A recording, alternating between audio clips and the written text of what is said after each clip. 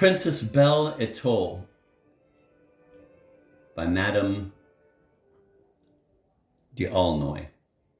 Once upon a time there were 3 princesses named Roussette, Brunette, and Blondine, who lived in retirement with their mother, a princess who had lost all her former grandeur. One day an old woman called and asked for a dinner, as this princess was an excellent cook. After the meal was over, the old woman, who was a fairy, promised that their kindness should be rewarded, and immediately disappeared. Shortly after, the king came that way with his brother and the Lord Admiral.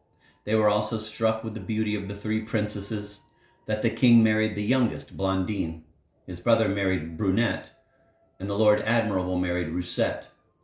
The good fairy who had brought all this about also caused the young queen Blondine to have 3 lovely children, 2 boys and a girl, out of whose hair fell fine jewels. Each had a brilliant star on the forehead and a rich chain of gold around the neck. At the same time, Brunette, her sister, gave birth to a handsome boy. Now the young queen and Brunette were much attached to each other, but Roussette was jealous of both, and the old queen, the king's mother, hated them. Brunette died soon after the birth of her son, and the king was absent on a warlike expedition, so Roussette joined the wicked old queen in forming plans to injure Blondine. They ordered Feintise, the old queen's waiting woman, to strangle the queen's 3 children and the son of Princess Brunette and bury them secretly. But as she was about to execute this wicked order, she was so struck by their beauty and the appearance of the sparkling stars on their foreheads that she shrank from the deed.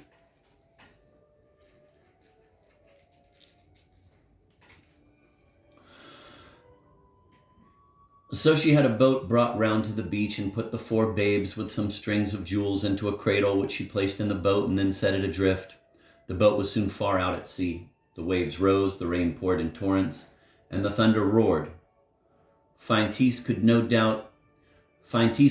doubt that the boat would be swamped, and felt relieved by the thought that the poor little innocents would perish, for she would otherwise always be haunted by the fear that something would occur to betray the share she had had in their preservation. But the good fairy protected them, and after floating at sea for 7 days, they were picked up by a corsair. He was so struck by their beauty that he altered his course and took them home to his wife, who had no children. She was transported with joy when he placed them in her hands. They admired together the wonderful stars, the chains of gold that could not be taken off their necks, and their long ringlets. Much greater was the woman's astonishment when she combed them, for at every instant there rolled out of their hair pearls, rubies, diamonds, and emeralds. She told her husband of it, who was not less surprised than herself. "I am very tired," said he, "of a corsair's life, and if the locks of those little children continue to supply us with such treasures, I will give up roaming the seas." The corsair's wife, whose name was Corsine, was enchanted at this and loved the 4 infants so much the more for it. She named the princess Belle-Etoile, her eldest brother Petit Soleil, the second Hero, and the son of Brunette, Chéri. As they grew older, the corsair applied himself seriously to their education, as he felt convinced there was some great mystery attached to their birth. The corsair and his wife had never told the story of the 4 children who passed for their own.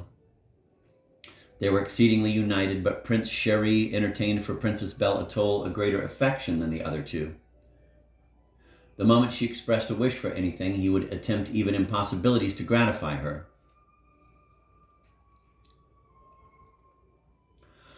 One day Belle-Etoile overheard the corsair and his wife talking. "When I fell in with them," said the corsair, "I saw nothing that could give me any idea of their birth. I suspect," said Corsine, "that Chéri is not their brother. He has neither star nor neck chain." Belle-Etoile immediately ran and told this to the 3 princes, who resolved to speak to the corsair and his wife and ask them to let them set out to discover the secret of their birth. After some remonstrance, they gained their consent. A beautiful vessel was prepared, and the young princess and the 3 princes set out. They determined to sail to the very spot where the corsair had found them, and made preparations for a grand sacrifice to the fairies for their protection and guidance. They were about to immolate a turtle dove, but the princess saved its life and let it fly. At this moment, a siren issued from the water and said, "Cease your anxiety, let your vessel go where it will, land where it stops." The vessel now sailed more quickly. Suddenly they came in sight of a city so beautiful that they were anxious their vessel should enter the port. Their wishes were accomplished. They landed, and the shore in a moment was crowded with people who had observed the magnificence of their ship. They ran and told the king the news, and as the grand terrace of the palace looked out upon the seashore, he speedily repaired thither. The princes, hearing the people say, "There is the king," looked up and made a profound obeisance. He looked earnestly at them and was as much charmed by the princess's beauty as by the handsome men of the young princes. As by the handsome mien of the young princes. He ordered his equerry to offer them his protection and everything that they might require.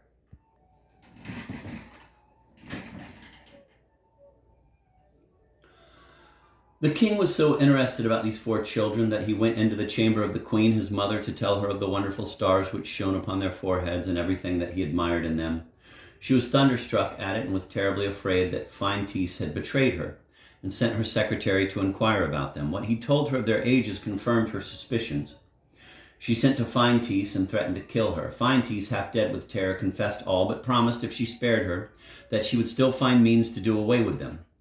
The queen was appeased, and indeed Old Feintise did all she could for her own sake. Taking a guitar, she went and sat down opposite the princess's window and sang a song which Belle-Etoile thought so pretty that she invited her into her chamber. "My fair child," said Feintise, "heaven has made you very lovely, but you yet want one thing, the dancing water. If I had processed it, you would not have seen a white hair upon my head, nor a wrinkle on my face. Alas, I knew this secret too late. My charms had already faded. But where shall I find this dancing water?" asked Belle-Etoile. "It is in the luminous forest," said Feintise. "You have 3 brothers. Does not any one of them love you sufficiently to go and fetch some?" "My brothers all love me," said the princess, "but there is one of them who would not refuse me anything." "My brothers all love me," said the princess, "but there is one of them who would not refuse me anything." The perfidious old woman retired, delighted at having been so successful. The princes, returning from the chase, found Belle-Etoile engrossed by the advice of Feintise. Her anxiety about it was so apparent that Chéri, who thought of nothing but pleasing her, soon found out the cause of it, and in spite of her entreaties, he mounted his white horse and set out in search of the dancing water. When supper time arrived and the princess did not see her brother, Chéri, she could neither eat nor drink, and desired he might be sought for everywhere, and sent messengers to find him and bring him back.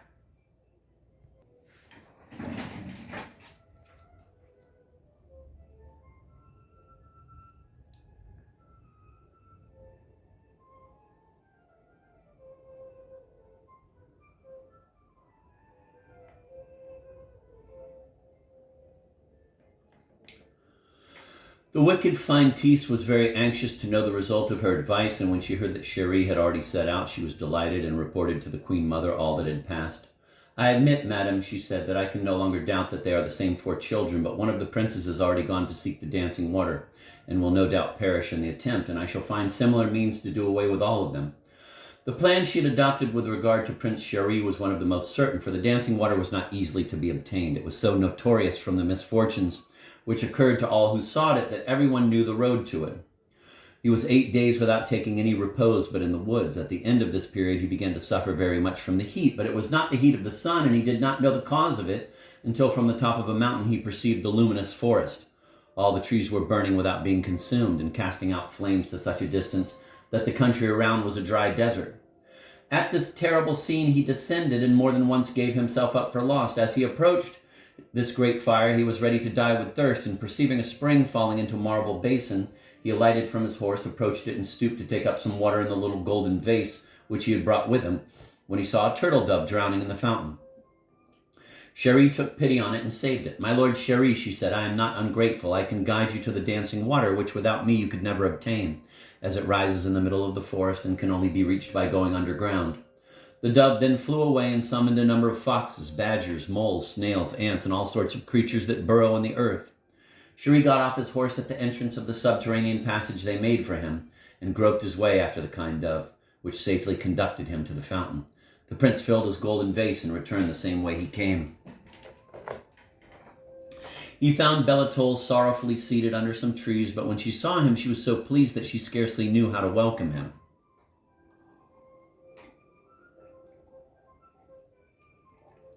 Old Feintise learned from her spies that Chéri had returned, and that the princess, having washed her face with the dancing water, had become more lovely than ever. Finding this, she lost no time in artfully making the princess sigh for the wonderful singing apple. Prince Chéri again found her unhappy and again found out the cause, and once more set out on his white horse, leaving a letter for Belle-Etoile.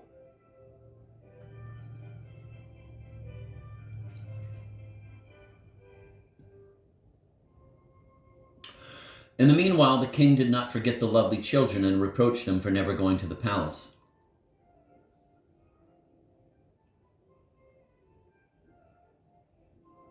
They excused themselves by saying that their brother's absence prevented them. Prince Chéri at break of day perceived a handsome young man from whom he learned where the singing apple was to be found, but after traveling some time without seeing any sign of it, he saw a poor turtle dove fall at his feet almost dead. He took pity on it and restored it. When it said, "Good day, handsome Chéri, you are destined to save my life, and I to do you signal service. You are come to seek for the singing apple. It is guarded by a terrible dragon." The dove then led him to a place where he found a suit of armor, all of glass, and by her advice he put it on, and boldly went to meet the dragon. The two-headed monster came bounding along, fire issuing from his throat. But when he saw his alarming figure multiplied in the prince's mirrors, he was frightened in his turn. He stopped and looked fiercely at the prince. Apparently laden with dragons, he took flight and threw himself into a deep chasm. The prince then found the tree, which was surrounded with human bones, and breaking off an apple, prepared to return to the princess. She had never slept during his absence and ran to meet him eagerly. When the wicked Feintise heard the sweet singing of the apple, her grief was excessive, for instead of doing harm to these lovely children, she only did them good by her perfidious counsels. She allowed some days to pass by without showing herself, and then once more made the princess unhappy by saying that the dancing water and the singing apple were useless without the little green bird that tells everything. Chéri again set out, and after some trouble learnt that this bird was to be found on the top of a frightful rock in a frozen climate. At length, at dawn of day, he perceived the rock, which was very high and very steep, and upon the summit of it was the bird, speaking like an oracle, telling wonderful things. He thought that with a little dexterity it would be easy to catch it, for it seemed very tame. He got off his horse and climbed up very quietly. He was so close to the green bird that he thought he could lay hands on it, when suddenly the rock opened and he fell into a spacious hall, and became as motionless as a statue. He could neither stir nor utter a complaint at his deplorable situation. 300 knights who had made the same attempt were in the same state. To look at each other was the only thing permitted them.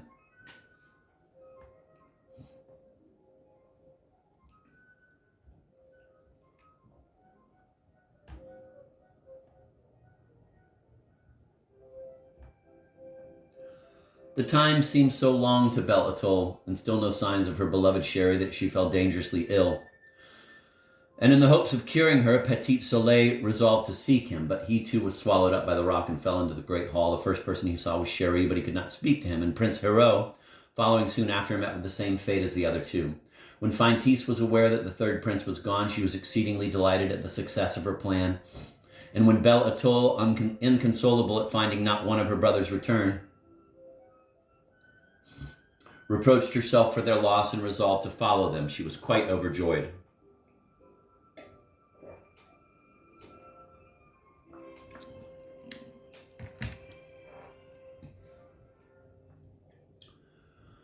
The princess was disguised as a cavalier, but had no other armor than her helmet. She was dreadfully cold as she drew near the rock, but seeing a turtle dove lying on the snow, she took it up, warmed it, and restored it to life.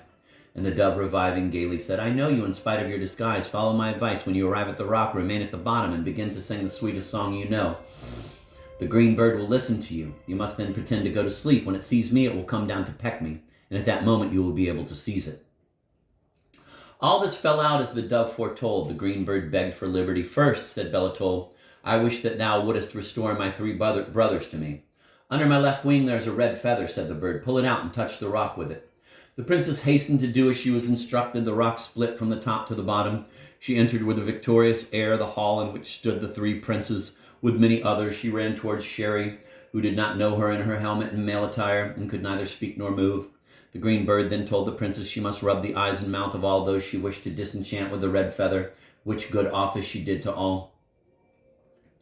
The 3 princes and Belle-Etoile hastened to present themselves to the king, and when Belle-Etoile showed her treasures, the little green bird told him that the princes Petit Soleil and Hérault and the Princess Belle-Etoile were his children, and that Prince Chéri was his nephew. Queen Blondine, who had mourned for them all these years, embraced them, and the wicked queen mother and the old Feintise were justly punished. And the king, who thought his nephew Chéri the handsomest man at court, consented to his marriage with Belle-Etoile, and lastly, to make everyone happy, the king sent for the corsair and his wife, who gladly came.